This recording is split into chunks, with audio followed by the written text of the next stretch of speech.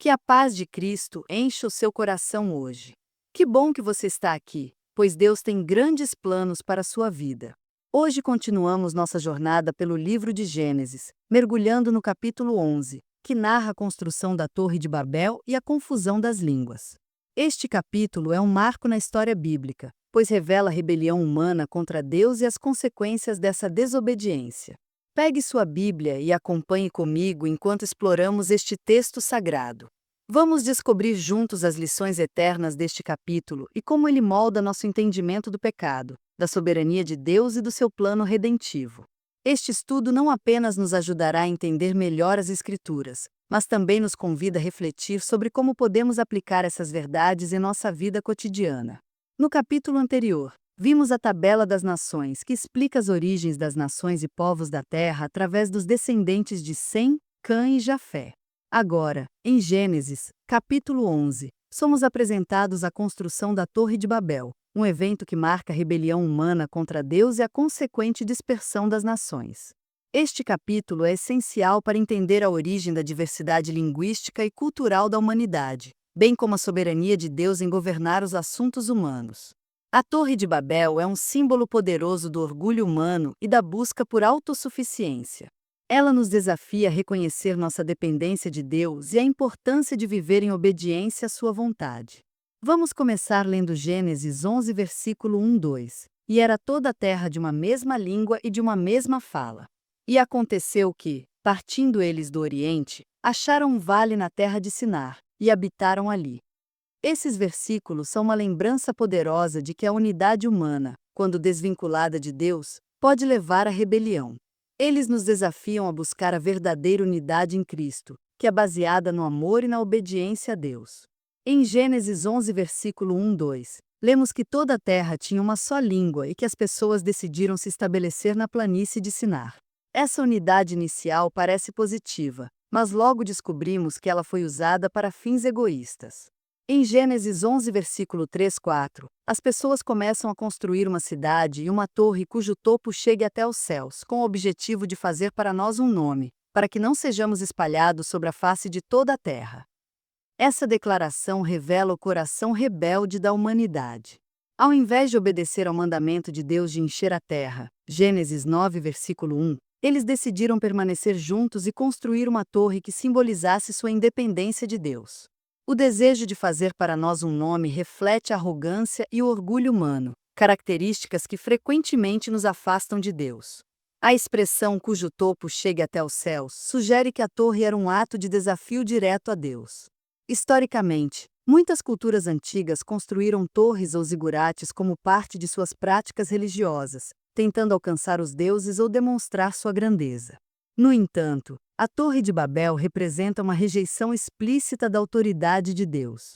O contexto histórico e arqueológico da região de Sinar, associada à antiga Babilônia, reforça a veracidade do relato bíblico. Os babilônios eram conhecidos por sua ambição e idolatria, e a construção de torres imponentes era uma expressão de sua arrogância. Isso nos lembra que o pecado humano frequentemente manifesta-se em formas visíveis e tangíveis, como monumentos de orgulho.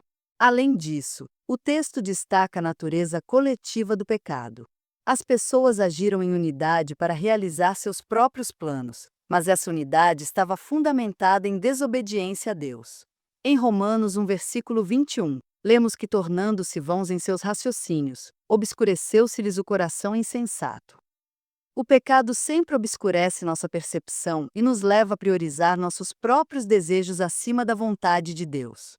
Em Gênesis 11, versículo 5, lemos que o Senhor desceu para ver a cidade e a torre que os filhos dos homens edificavam. Essa descrição antropomórfica de Deus descendo enfatiza sua atenção cuidadosa às ações humanas. Embora a torre fosse uma construção grandiosa do ponto de vista humano, ela era insignificante diante da majestade divina. Em Gênesis 11, versículo 6-7, Deus declara: Eis que o povo é um, e todos têm uma mesma língua, e isto é o que começam a fazer. Agora, não haverá restrição para tudo o que intentarem fazer. Vinde, desçamos e confundamos ali a sua língua, para que não ouçam a língua do seu próximo. A intervenção de Deus foi necessária para impedir que a humanidade continuasse em sua rebelião. A confusão das línguas resultou na dispersão das pessoas pela terra, cumprindo assim o propósito original de Deus de encher a terra. Essa intervenção divina é um exemplo claro da soberania de Deus sobre os assuntos humanos. Em Jó 42, versículo 2, lemos: Bem sei que tudo podes, e nenhum dos teus planos pode ser frustrado. Mesmo quando a humanidade se rebela, Deus age para cumprir seus propósitos. A confusão das línguas não foi apenas um ato de julgamento, mas também um meio de Deus organizar e estruturar as nações. Em Gênesis 11, versículo 9, lemos que a cidade foi chamada de Babel, porque ali o Senhor confundiu a língua de toda a terra. O nome Babel significa confusão, mas também está associado à palavra hebraica para porta de Deus. Ironicamente, a torre que pretendia alcançar os céus tornou-se um símbolo de confusão e separação. Essa ironia nos lembra que os planos humanos, quando desvinculados de Deus, sempre resultam em caos e frustração. Historicamente, a cidade de Babel, ou Babilônia, tornou-se um símbolo de orgulho e rebelião contra Deus na Bíblia. Em Apocalipse 18, Babilônia é retratada como um império opressor que será finalmente julgado por Deus. Isso nos lembra que a rebelião humana tem consequências duradouras, mas que Deus sempre age para restaurar e redimir. Após narrar o evento de Babel, o texto apresenta a genealogia de Sem até Abrão, Gênesis 11, versículo 10-32. Esta genealogia é crucial para conectar a história da humanidade ao chamado de Abrão, que será detalhado no próximo capítulo. Cada geração mencionada neste relato aponta para a fidelidade de Deus em preservar a linhagem prometida. Um detalhe interessante é que, enquanto a expectativa de vida dos patriarcas diminui gradualmente, isso reflete a progressiva deterioração da criação devido ao pecado. Por exemplo, Sem viveu 600 anos, enquanto Terá, pai de Abrão, viveu apenas 205 anos. Essa tendência de encurtamento da vida humana serve como um lembrete de que o pecado afeta todas as áreas da criação. No entanto, mesmo nesse contexto de declínio, Deus continua trabalhando para cumprir seu plano redentivo. A genealogia culmina em Terá, pai de Abrão, e prepara o cenário para o chamado de Abrão a deixar sua terra e seguir a Deus. Em Hebreus 11, versículo 8, lemos que pela fé Abraão, sendo chamado, obedeceu, indo para um lugar que havia de receber por herança, e saiu, sem saber para onde ia. Essa transição da genealogia para o chamado de Abrão destaca a continuidade do plano redentivo de Deus. A genealogia também nos ensina sobre a paciência de Deus. Ele trabalha em seu tempo, preparando cada geração para cumprir seu propósito. Em 2 Pedro 3, versículo 8, lemos: Mas, amados, não ignoreis uma coisa, que um dia para o Senhor é como 1000 anos, e 1000 anos como um dia. Deus é fiel em cumprir suas promessas, mesmo quando parecem demorar do nosso ponto de vista. Você sabia que a Torre de Babel pode estar associada a estruturas antigas conhecidas como zigurates? Os zigurates eram enormes templos em forma de pirâmide construídos pelos babilônios e outros povos mesopotâmicos. Eles eram vistos como portais para os deuses e simbolizavam a conexão entre o céu e a terra. Outra curiosidade interessante é que a confusão das línguas em Babel contrasta com o milagre de Pentecostes, narrado em Atos 2, versículo 1-12. Em Pentecostes, o Espírito Santo unifica pessoas de diferentes línguas e culturas, permitindo que elas entendam o Evangelho em seus próprios idiomas. Isso aponta para a restauração da unidade humana em Cristo. Além disso, o nome Babel está relacionado à palavra hebraica para confusão, mas também é semelhante ao nome da cidade de Babilônia, que mais tarde se tornaria um símbolo de orgulho e rebelião contra Deus na Bíblia, Apocalipse 18. O que podemos aprender com este capítulo para a nossa vida hoje? Primeiro, devemos reconhecer o perigo do orgulho e da autossuficiência. Assim como os construtores da Torre de Babel buscaram glorificar a si mesmos, somos chamados a buscar a glória de Deus em tudo o que fazemos.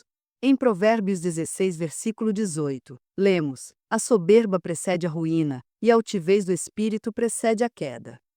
Segundo, devemos lembrar que a unidade humana, quando desvinculada de Deus, pode levar à rebelião. Em contraste, a unidade em Cristo é baseada no amor, na humildade e na obediência a Deus. Em Efésios 4, versículo 3, somos exortados a diligentemente guardarmos a unidade do Espírito no vínculo da paz.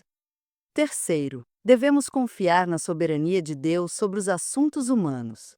A confusão das línguas em Babel foi um ato de julgamento, mas também um meio de Deus cumprir seu propósito de encher a terra. E Romanos 8:8, versículo 28, lemos que todas as coisas cooperam para o bem daqueles que amam a Deus, para aqueles que são chamados segundo o seu propósito. Mesmo em meio às consequências do pecado, Deus age para restaurar e redimir. Finalmente, este capítulo nos desafia a considerar nosso papel na missão de Deus. Assim como ele escolheu Abrão para ser um instrumento de bênção para todas as nações, Gênesis 12, versículo 3, somos chamados a ser embaixadores de Cristo no mundo. Em 2 Coríntios 5, versículo 20, lemos: Por isso, somos embaixadores em nome de Cristo, como se Deus exortasse por nosso intermédio. Rogamos-vos, pois, em nome de Cristo, reconciliai-vos com Deus. O relato da Torre de Babel está repleto de conexões com outras partes da Bíblia, apontando para o plano redentivo de Deus. Aqui estão algumas dessas conexões. A confusão das línguas em Babel contrasta com a unidade encontrada em Cristo. Em Efésios 2, versículo 14 e 16, lemos que Jesus é a nossa paz, que de ambos fez um, e, tendo derribado a parede de separação que estava no meio, na sua carne desfez a inimizade. A obra de Cristo restaura a unidade perdida por causa do pecado. Genealogia que culmina em Abrão prefigura o chamado de Deus para Abraão ser uma bênção para todas as nações. Gênesis 12, versículo 3. Esse chamado aponta para o plano redentivo de Deus, que culminaria em Jesus Cristo, o Salvador prometido para toda a humanidade. A intervenção de Deus em Babel reitera sua soberania absoluta. Em Salmo 2, versículo 4, lemos: Aquele que habita no céu se rirá, o Senhor zombará deles. Deus está sempre no controle, mesmo quando a humanidade se rebela. O milagre de Pentecostes, narrado em Atos 2, é uma inversão do evento de Babel. Enquanto Babel representou a confusão e a separação, Pentecostes simboliza a unidade e a reconciliação em Cristo. O Espírito Santo capacitou os discípulos a pregarem o Evangelho em diferentes línguas, reunindo pessoas de todas as nações. Este capítulo nos convida a refletir sobre a natureza do pecado e suas consequências. A construção da Torre de Babel foi mais do que um ato de orgulho humano. Foi uma tentativa de substituir a dependência de Deus pela autossuficiência. Isso nos lembra que o pecado sempre busca autonomia, mas nunca encontra satisfação verdadeira fora de Deus. Além disso, a intervenção de Deus em Babel demonstra sua misericórdia. Ao confundir as línguas e dispersar as pessoas, ele impediu que o pecado se multiplicasse ainda mais rapidamente. Essa ação protetora revela o coração de Deus, que deseja limitar os efeitos do mal enquanto trabalha para redimir a humanidade. Finalmente, a transição para a genealogia de Sem até Abrão aponta para a esperança da redenção. Embora o pecado tenha introduzido o caos no mundo, Deus nunca abandonou seu plano de restauração. Ele continuou agindo através de indivíduos fiéis, como Abrão, para cumprir sua promessa de bênção para todas as nações.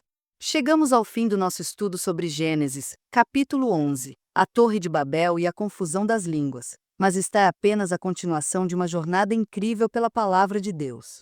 Este capítulo nos mostrou as consequências da rebelião humana, mas também apontou para o plano redentivo de Deus. Ele nos desafia a buscar a verdadeira unidade em Cristo e a confiar na soberania de Deus. Deixe nos comentários abaixo como este estudo impactou sua compreensão sobre o orgulho humano e o plano redentivo de Deus. Compartilhe sua reflexão conosco e incentive outros a crescerem na fé. E não se esqueça de curtir, compartilhar e se inscrever no canal para continuar acompanhando esta série transformadora. Deus abençoe você ricamente e até o próximo estudo, quando vamos explorar Gênesis, capítulo 12, o chamado de Abrão e o plano de Deus para as nações. Fique firme na fé e lembre-se, você é parte do grande plano de Deus.